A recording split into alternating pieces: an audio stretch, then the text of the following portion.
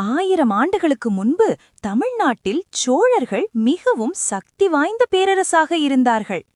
அந்த பேரரசின் வலிமையான மன்னன் ராஜேந்திர சோழன். அவர் ஒருநாள் ஒரு பெரிய முடிவெடுத்தார்.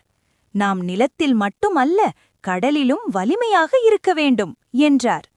அந்த காலத்தில் பல நாடுகள் கடல்வழி வணிகம் செய்தன. ஆனால் சில இடங்களில் சோழர்களின் கடற்படை கப்பல்களுக்கு பிரச்சனை ஏற்பட்டது. அதனால் ராஜேந்திர சோழன் ஒரு பெரிய கடற்படை தயாரித்தார். நூற்றுக்கணக்கான கப்பல்கள் கடலுக்குள் பயணம் தொடங்கின.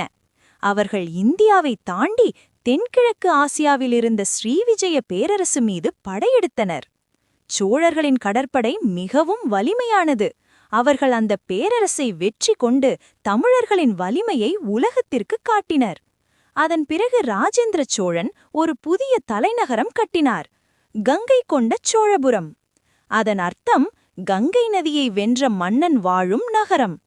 இன்று வரை அந்த நகரமும் கோவிலும் சோழர்களின் பெருமையை நினைவுபடுத்துகிறது. அதனால்தான் சோழர்கள் இந்தியாவின் மிக சக்தி வாய்ந்த கடற்படை கொண்ட பேரரசாக வரலாற்றில் குறிப்பிடப்படுகிறார்கள்.